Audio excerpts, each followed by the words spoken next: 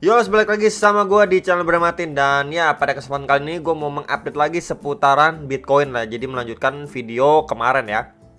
Jadi memang market masih bisa dibilang terdiskon kembali atau tertekan kembali karena memang foodnya masih berseliweran gitu ya. Walaupun memang kenaikan suku bunga sudah selesai gitu kan, kemarin udah selesai, cuman foodnya ini masih ada. Jadi tinggal kita melihat aja reaksi market seperti apa. Jadi lebih lanjut kita akan coba lihat dari technical analisisnya, oke guys ya.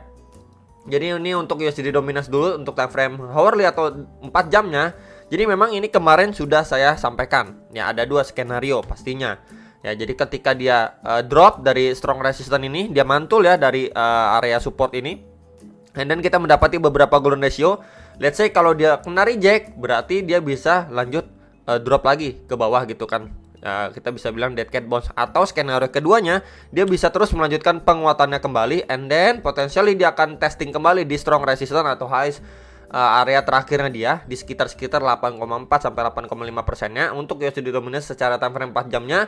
And then potentially kita akan melihat yang namanya double top ya. Jadi sekarang ini udah mulai kelihatan gitu ya double topnya, teman-teman. Jadi untuk area sini ketika memang dia lanjutin penurunannya, masih menjadi area support yang perlu sekali kita perhatikan adalah area sini nih. Nah, box warna bawah merah ini ya. Ini plus juga ada EMA 34 secara time frame 4 jamnya. Jadi adanya confluence of support di kisaran area 7,5 sampai 7,6% ya. Jadi range kisaran itu bisa sekali diperhatikan atau diwaspadai. Let's say kalau dia masih terus melanjutkan penurunannya sampai sini, ini perlu sekali kita lihat reaksinya seperti apa. Apakah seperti sebelumnya ya, dia malah mantul lagi gitu kan, atau malah di sini dia hanya tersideways kecil untuk bisa melanjutkan penurunannya kembali gitu. Ya, jadi area sini perlu sekali kita lihat untuk reaksinya seperti apa ketika memang di testing kembali ya. Palingan singkatnya seperti itu. Jadi kalau misalkan dia melanjutkan penurunan sampai kisaran sini, so kita akan melihat Bitcoin akan sedikit rebound, maybe ke kisar-kisaran 22 ribuan dolar gitu. Ya sekitar area situlah 22, range-nya sekitaran 22 sampai 23 ribu dolar, range kisaran itu ya. Jadi bisa diperhatikan dulu untuk USD dominance time frame hourly, bisa menjadi salah satu bahan pertimbangan buat teman-teman sekalian. Oke. Next. Ini untuk Bitcoin dominance secara time frame 4 jamnya ya. Jadi ini kemarin sudah saya bahas juga, area yang perlu sekali diperhatikan untuk jangka pendek adalah box warna merah ini ya. Jadi ketika terakhirnya ini kita bisa lihat pemantulan cukup signifikan ketika dia dibablas, drop atau endorsor ya, kejebol ya, berubah menjadi resistant. And then kita lihat beberapa kali percobaan sampai terakhir kali ini nggak mampu ngebreak area sini, kemudian melanjutkan penurunannya kembali. And then sooner or later kita kemungkinan besar akan melihat dia testing ke sekitaran box warna merah ini atau kisaran 44,5% untuk Bitcoin dominance atau dominasi si Bitcoin. Jadi tinggal kita lihat terlebih dahulu ketika memang dia sampai ke kisaran sini, perlu sekali diperhatikan atau diwaspadai juga ya, adanya potensi untuk dia malah melanjutkan ataupun mengalami yang namanya pemantulan, karena kita lihat ini udah turun gitu ya, dan ini akan testing ke area supportnya dia sebelum melanjutkan rally-nya ya. Jadi ini hal seperti ini yang bisa diperhatikan atau diwaspadai. Jikalah hal seperti ini yang kejadian, berarti buruk untuk altcoinnya. Tapi kalau misalkan di sini let's say dia cuma mantul atau sideways kecil, ini adanya potensi untuk bisa melanjutkan penurunannya kembali ya. Jadi lihat dulu untuk jangka pendeknya reaksinya seperti apa di kisaran sekitaran 4,5% ini untuk si Bitcoin dominance yang berpengaruh lah ya untuk altcoin atau untuk pergerakan altcoin jangka pendeknya lah ya. Next, ini untuk Bitcoin secara daily time frame ya pembahasannya. Jadi memang masih sama aja kurang lebihnya. Kemarin saya ada tarik Fibo dari swing high ke swing low terakhirnya dia, dan ini walaupun kemarin ini cukup baik ya untuk closing candle-nya, cuman the next candle ini malah red candle cukup pekat. Jadi sangat-sangat disayangkan sekali.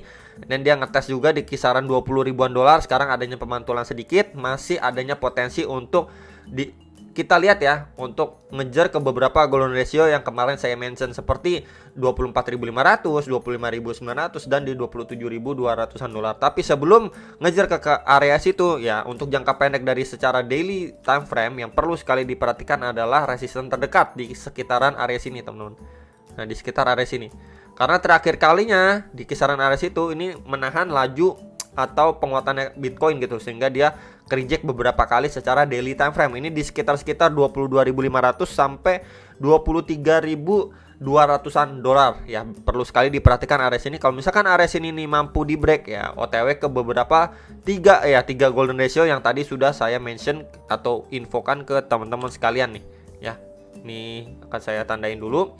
Ini satu ya, kemudian ini yang kedua, dan ini yang ketiga ya. Jadi perlu sekali diperhatikan untuk jangka pendeknya. Ini adalah range resisten terdekat, and then support terdekat pasti di sekitaran 20.000 dolar, dan dailynya masih aja bermain di extremely oversold ya. Jadi kita belum lihat dia refresh atau bahkan testing kembali di level 50-nya. Tinggal kita lihat aja, nunggu beberapa hari ke depan apakah dia refresh dan ngetes ke level 50 secara RSI daily time frame. Berarti akan seperti sebelumnya kurang lebihnya ya. Setelah drop kemudian dia mengalami pemantulan dulu, walaupun secara overallnya ya sideway gitu ya, cuman setidaknya adalah pemantulan. Jadi bisa dimanfaatkan buat teman-teman sekalian, mungkin bisa melakukan yang namanya short gitu ya, ketika memang dia mengalami pemantulan kemudian sideway seperti hal sebelumnya gitu ya. Next, ini untuk Bitcoin secara hourly time frame ya. Jadi memang di sini kemarin sudah saya infokan ya, ketika dia going up ya, dia kemudian koreksi ke confluence of support juga golden ratio di sekitaran 21.500 sampai 21.900 dolar. Kita lihat dulu ya reaksinya seperti apa. Ternyata ini signifikan. Jikalau signifikan seperti ini, potensinya hit ke beberapa area support, dan support terbawah pun sudah di hit. Nah, sekarang posisinya dia sedang mantul ya, sedang naik ke kisaran 20.900-an. Tinggal kita lihat aja reaksinya seperti apa. Masih sama seperti sebelum-sebelumnya ya teman-teman, di sekitaran 21.500 sampai 21.900 itu adanya resisten ya, walaupun nggak terlalu strong, tapi tetap aja perlu diperhatikan untuk jangka pendeknya di sekitaran area sini ya. Ketika dia mampu lanjut lagi ya, pasti ngejar ke strong resisten areanya di sekitaran 22.800-an sampai 23.300-an dolar, sekitar area situ ya. Jadi palingan itu dulu. Kemudian kalau misalkan ya, let's say lah di sekitaran area 21.500-an dolar, sekitar area itu dia kena reject ya, berpotensi apa tuh namanya ya, berpotensi yang namanya dia bisa drop kembali ya ke kisaran 20.000 dolar. Jadi secara overall masih bermain di range area sini untuk bagian teratasnya ya, dan ini untuk bagian terbawahnya. Jadi paling bawah itu ya kita bilang 20.000, atasnya itu sekitaran 23.000. Jadi dia masih bermain di range ini aja gitu ya teman-teman, untuk jangka pendeknya. Jadi kalau misalkan let's say dia mampu break dari kisaran 23.000 dolar, targetnya masih sama seperti yang daily time frame ini ya, sekitaran 24.500, 25.900 dan di 27.200-an dolar. Itu menjadi area beberapa target resisten secara daily time frame yang benar-benar perlu diperhatikan ya.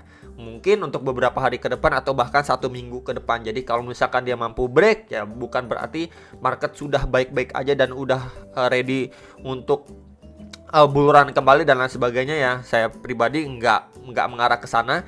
Tentunya malah menjadi salah satu opportunity untuk bisa melakukan short di harga yang cenderung lebih baik ya ketimbang sekarang ini gitu ya. Karena memang kita tahu juga di bulan depan masih ada rapat FOMC lagi, kenaikan suku bunga lagi dan lain sebagainya ya. Permasalahan itu masih banyak sekali secara global ya, kalau misalkan kita lihat secara untuk fundamentalnya. Dan lagi di market kripto ini kan sekarang lagi dihajar food ya, salah satunya Celsius dan lain sebagainya. Jadi memang kalau misalkan dia ya dikasih naik dulu ya, menjadi salah satu pertimbangan buat teman-teman bisa melakukan short gitu ya, bukan malah FOMO. Jadi saya hanya reminder aja di sini untuk mengingatkan teman-teman sekali. Tapi balik lagi ya, keputusan teman-teman balik ke pilihan masing-masing sesuai trade plan kalian masing-masing. Contohnya trade plan seperti apa, kemarin ada yang nanya juga ya. Contohnya misalkan gue udah akumulasi nih bro di sekitaran 20.000 dolar untuk si Bitcoin. Nah gue bakalan coba cicil waktu dia udah deket-deket 23.000 dolar, kemudian udah deket-deket kisaran 24-25.000 dolar. Gue udah melakukan beberapa kali cicil jual lah. Seperti itu contohnya untuk trade plan. Dia kalau misalkan naik nendang lebih tinggi baru akan melakukan akumulasi bear lagi dan lain sebagainya gitu. Jadi itu adalah salah satu contoh trade plan yang mungkin bisa menjadi gambaran ya buat kalian yang masih bingung trade plan itu apa ya, maksudnya trade plan itu apa gitu ya. Maksudnya itu planning trade kalian ya, trading kalian ke depan itu seperti apa ya, apa yang akan kalian putuskan di beberapa area resistance atau area support gitu ya. Jadi itu aja, semoga bisa membantu buat teman-teman sekalian ya, dan sampai jumpa untuk next video. Profit.